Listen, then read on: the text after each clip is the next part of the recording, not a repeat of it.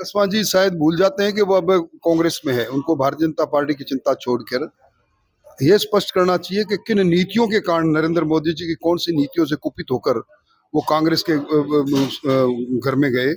14 बार ticket लेने के बाद एक बार टिकट नहीं मिला, तो ऐसे लोगों को मैं क्या कहूँ।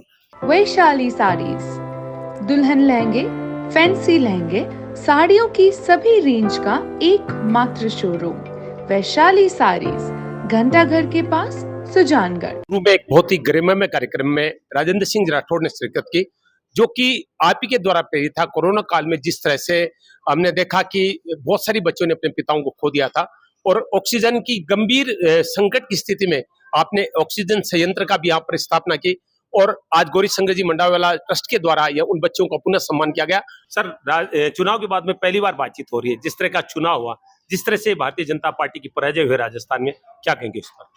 देखिए, इस बार चुनाव जातियों की गोलबंदता से हो गया। तो मैं समझता हूं कि इस चुनाव में कौन हारा कौन जीता इसका मंथन जिनको करना वो कर रहे हैं। हमारा संकल्प सिर्फ सेवा का संकल्प है, वो बरसों से चल रहा है, अब भी चलता रहेगा। हमारे उम्मीदवार भी उसी में लगे रहे हैं, इसलिए उसके बारे में मैं कोई टिप्पणी नहीं करना चाहता। पर यह जरूर है कि पराजय पराजय है। पराजय चूरू लोकसभा की पराजय को सहर्ष हम सिर माथे पर जनादेश को स्वीकार करते हैं। पार्टी के लोग ही सर आरोप लगा रहे हैं कि आपके कारण ये सारी 5-6 सीटें गई है, क्या कहेंगे? देवी सिंह भाटी जैसे नेता आपके खिलाफ बोल रहे हैं। मुझे उनके बारे में कोई टिप्पणी नहीं करनी। उनके बारे में राजस्थान जानता है कि वो टिप्पणी कब और क्यों और किस प्रकार करते हैं, इसलिए मुझे कोई टिप्पणी नहीं करनी। कसवा जी जो आपके बारे में लगातार बोल रहे हैं, पूरे चुनाव में बोले, अभी बोल रहे हैं, उस पर कुछ? कसवा जी शायद भूल जाते हैं कि वो अब कांग्रेस में है। उनको भारतीय जनता पार्टी की चिंता छोड़कर ये स्पष्ट करना चाहिए कि किन नीतियों के कारण नरेंद्र मोदी जी की कौन सी नीतियों से कुपित होकर वो कांग्रेस के घर में गए। 14 बार टिकट लेने के बाद एक बार टिकट नहीं मिला, तो ऐसे लोगों को मैं क्या कहूँ। जीत गए, परिस्थितियां अलग थी, पर सिद्धांतिक रूप से जिस पार्टी को माँ कहा उस पार्टी को उन्होंने छोड़ा है।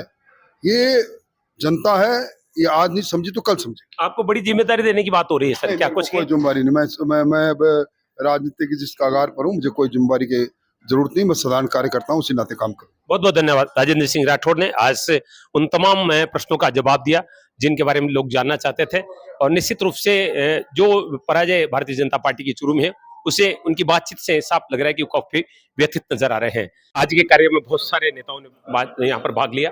चूरू विधायक हरलाल सारण जी हमारे साथ हैं, उनसे बातचीत करेंगे। आज के कार्यक्रम से निकल कर महत्वपूर्ण बातचीत, जिस तरह से राजस्थान में खासतौर से हमारे चूरू जिले में भारतीय जनता पार्टी की पराजय हुई है चुनाव, विधानसभा चुनाव में और लोकसभा चुनाव में, क्या समझते, क्या कारण देखते हैं इसके पीछे? देखिए, जनता जनार्दन है और जनता का फैसला सर्वोपरि है। जनता ने जो फैसला किया है, हमारे में कोई कमी रही होगी उसको सुधार करेंगे। सर, कमी तो हर चुनाव में होती है, लेकिन इस बार जिस तरह से एक जातीय समीकरण के आधार पर चुनाव हुआ है, उसको क्या कहेंगे? देखिए, 35 साल से इस चूरू का वातावरण 36 कौम को साथ लेके चलने वाला राजेंद्र राठौड़ था और कांग्रेस की कभी हिम्मत ही नहीं थी कि यहाँ के कोई जीते। मगर कुछ लोगों ने इस पार्टी के अंदर आके जाति का जहर घोल के और बाहर जाके अलग चले गए। कुछ लोगों सर, हम सीधी बातचीत कर सकते हैं राहुल कसवा के बारे में, जिस तरह से उन्होंने लगातार राजेंद्र सिंह राठौड़ के खिलाफ जो, देखिए वो तो उनसे पूछिए, पर कभी आपके मन में झांक के देखिए, राजेंद्र राठौड़ ही कभी अंकल काका कहता था, आज काके को काका कहता है, उनको पूछिए। चलिए, बहुत बहुत धन्यवाद बातचीत के लिए।